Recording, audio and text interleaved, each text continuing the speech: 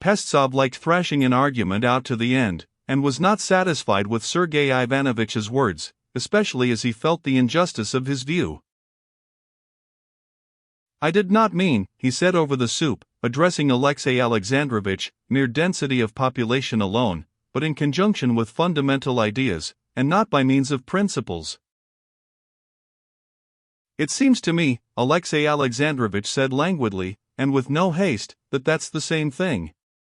In my opinion, influence over another people is only possible to the people which has the higher development, which—" "But that's just the question," Pestsov broke in his bass. He was always in a hurry to speak, and seemed always to put his whole soul into what he was saying. "In what are we to make higher development consist? The English, the French, the Germans, which is at the highest stage of development? Which of them will nationalize the other? We see the Rhine provinces have been turned French, but the Germans are not at a lower stage," he shouted. "There is another law at work there. I fancy that the greater influence is always on the side of true civilization," said Alexei Alexandrovich, slightly lifting his eyebrows. "But what are we to lay down as the outward signs of true civilization?" said Pestsov. "I imagine such signs are generally very well known," said Alexei Alexandrovich. "But are they fully known?" Sergei Ivanovich put in with a subtle smile. "It is the accepted view now that real culture must be purely classical, but we see most intense disputes on each side of the question, and there is no denying that the opposite camp has strong points in its favor." "You are for classics, Sergei Ivanovich. Will you take red wine?" said Stepan Arkadyevich. "I am not expressing my own opinion of either form of culture," Sergei Ivanovich said, holding out his glass with a smile of condescension, as to a child. "I only say that both sides have strong arguments to support them," he went on, addressing Alexei Alexandrovich.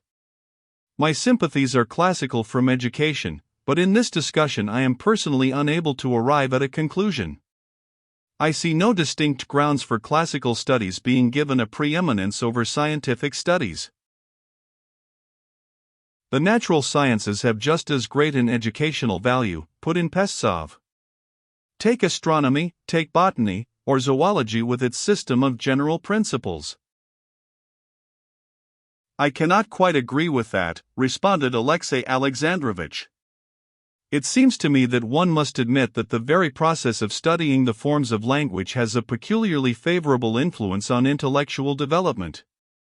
Moreover, it cannot be denied that the influence of the classical authors is in the highest degree moral, while, unfortunately, with the study of the natural sciences are associated the false and noxious doctrines which are the curse of our day." Sergei Ivanovich would have said something, but Pestsov interrupted him in his rich bass. He began warmly contesting the justice of this view.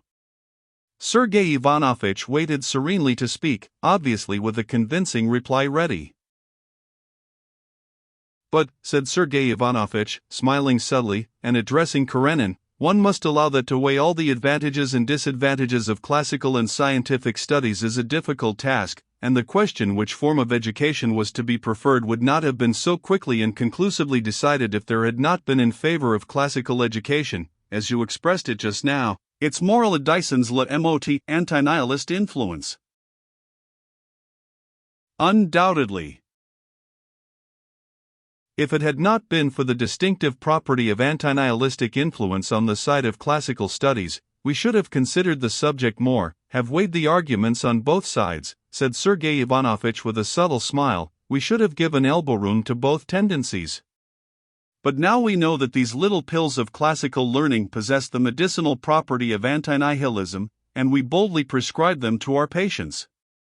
But what if they had no such medicinal property?" he wound up humorously. At Sergei Ivanovich's little pills, everyone laughed. Turovtsin in especial roared loudly and jovially, glad at last to have found something to laugh at, all he ever looked for in listening to conversation. Stepan Arkadyevich had not made a mistake in inviting Pestsov. With Pestsov, intellectual conversation never flagged for an instant. Directly Sergei Ivanovich had concluded the conversation with his jest, Pestsov promptly started a new one. "I can't agree even," said he, "that the government had that aim. The government obviously is guided by abstract considerations, and remains indifferent to the influence its measures may exercise. The education of women, for instance, would naturally be regarded as likely to be harmful, but the government opens schools and universities for women." And the conversation at once passed to the new subject of the education of women. Alexei Alexandrovich expressed the idea that the education of women is apt to be confounded with the emancipation of women, and that it is only so that it can be considered dangerous. "I consider, on the contrary, that the two questions are inseparably connected together," said Pestsov. "It is a vicious circle. Woman is deprived of rights from lack of education, and the lack of education results from the absence of rights. We must not forget that the subjection of women is so complete, and dates from such ages back that we are often unwilling to recognize the gulf that separates them from us," said he. "You said rights," said Sergei Ivanovich, waiting till Pestsov had finished, "meaning the right of sitting on juries, of voting, of presiding at official meetings, the right of entering the civil service, of sitting in parliament." "Undoubtedly. But if women, as a rare exception, can occupy such positions, it seems to me you are wrong in using the expression rights. It would be more correct to say duties. Every man will agree that in doing the duty of a juryman, a witness, a telegraph clerk, we feel we are performing duties.